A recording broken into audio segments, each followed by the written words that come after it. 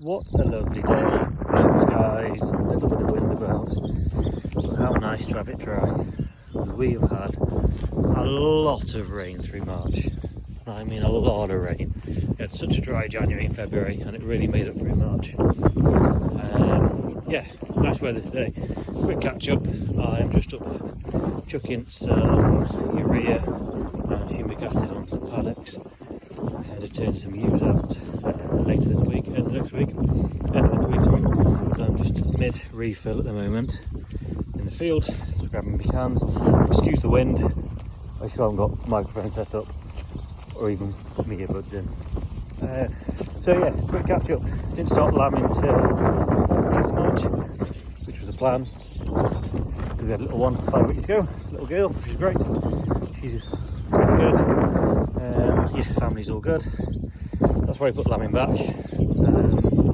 During February, I was thinking, oh crikey, all this nice weather, could be lamb now. Lamb's running around outside. But then that weather came, I thought actually, I'd only just brought the ewes in the shed then, so actually it weren't too bad. I have done the video when the ewes came in, I just haven't uploaded it. Because of other stuff, such as babies. So yeah, got one ewe left to lamb. Lambs and ewes are looking good. He says, he touches wood, there's the tups. Yeah, they're alright. Got one left to lamb. Could do get them outside, like I say, March has been so terrible. We've had a bit of decent weather today, but I've been working this weekend. I'm on call this weekend as well. So sod's law, you start moving ewes and lambs out and then the phone goes. So I thought this afternoon, got a work phone on me, only 5 minutes from work. I'll stick some urea on and give this grass. It's not too bad actually. Yeah, it has picked up a lot the last few days. Well, I can show you what's been grazed, where the tops are. But they'll be evicted at the end next weekend.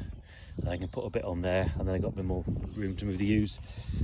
So I'll only be set stocking a handful of the ewes when they come up here with lambs afoot. And then if the grass keeps growing, I can always bring some more ewes up and put the dividing fences up.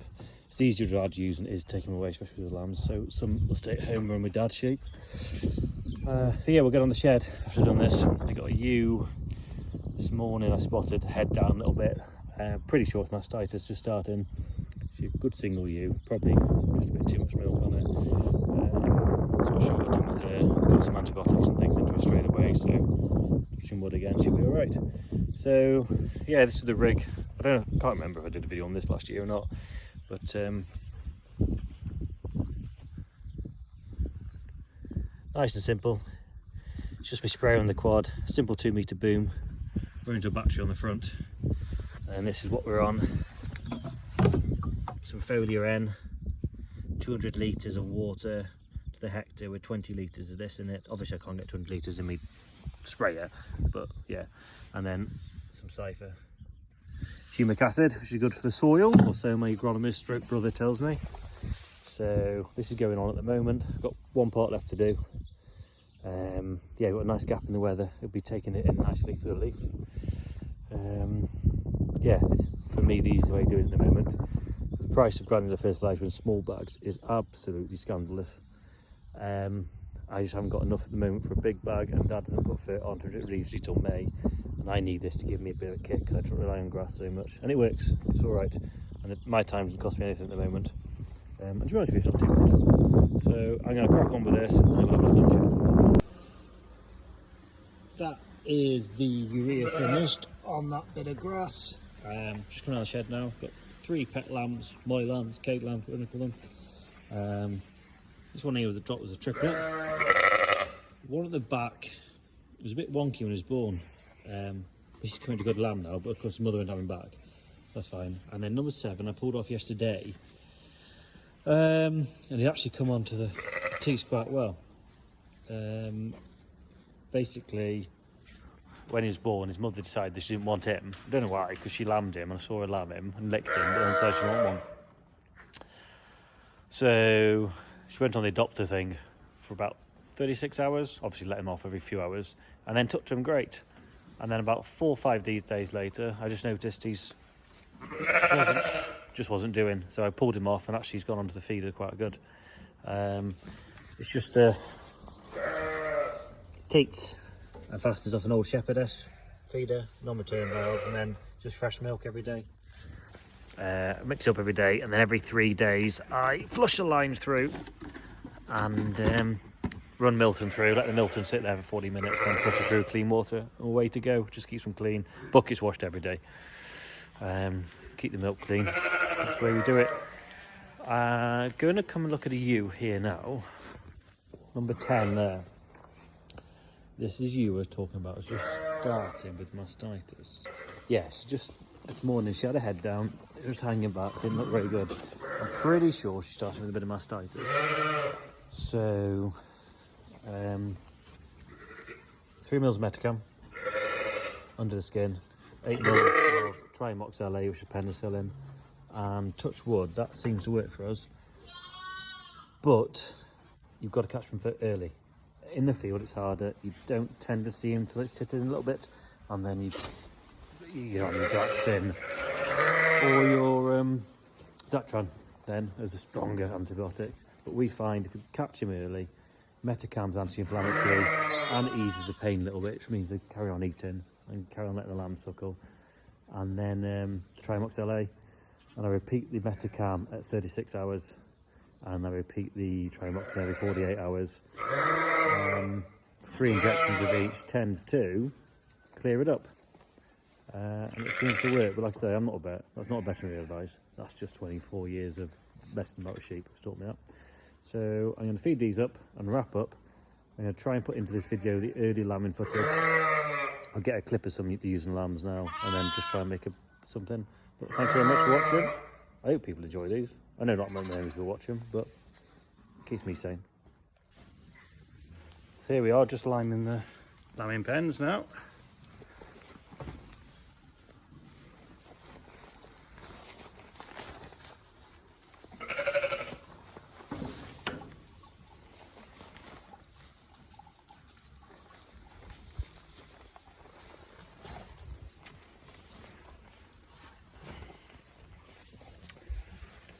We've set up a few lambing pens.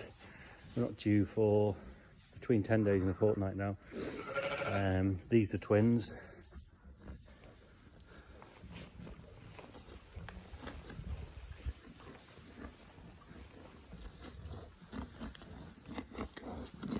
And this one here is actually a triplet, but they're on just over a kilo a day now, the twins with that triplet in. So it wasn't really worth pulling her out on her own because she wouldn't have settled. So yeah, it should be plenty of ration for them. And these are 2 singles.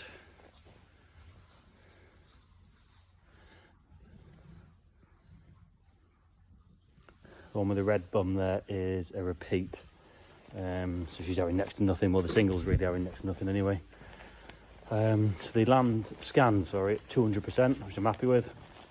Especially on the year when you hear the stories about after that dry summer. But we are lambing later, which means we're tupping later, which means we did have the benefit of that bit of flush of grass in late September. He had a good 4 weeks grazing before the tup went in, which I think has really helped. Along with, you know, they're on the good flushing buckets, the Dennis Brinicum flushing buckets, the gold ones. No, they weren't. They were on the actual flushing bucket, they were. And then they all had a mineral drench, Welsh Farm Supplies drench, which I've been on for a few years now, which I'm not endorsed by, and I'm not easily impressed, but that has been a game changer for us, moving on to that drench. It really has for lambs and ewes and rams. So yeah, that's the pen set up now.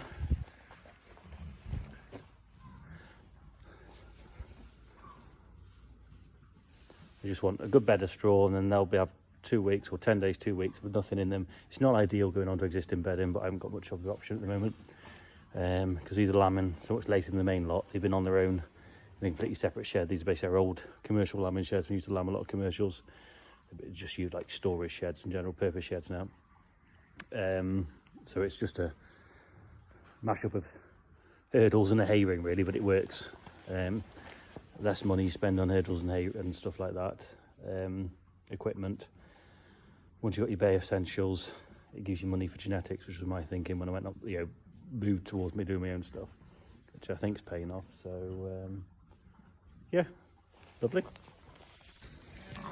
These ewes and lambs are waiting to go out now the weather's improved.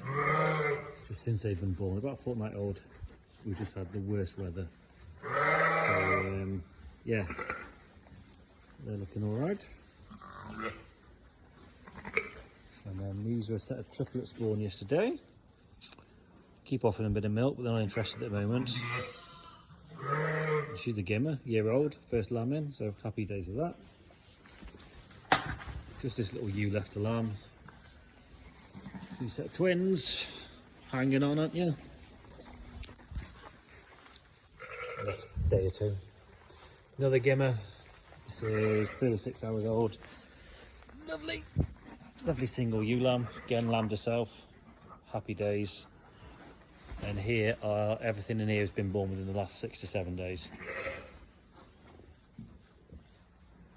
And again, these are waiting to go out as well. Soon as. They've all got access to haylage, and they're all having, the ewes are on probably about 1 kilo of rolls a day, which isn't excessive. But it's, once they're out at grass, I'll only feed them for a few days and then leave them at grass then, so it just eases them up a little bit. But yeah, I'll try and get some footage of what I filmed before lambing,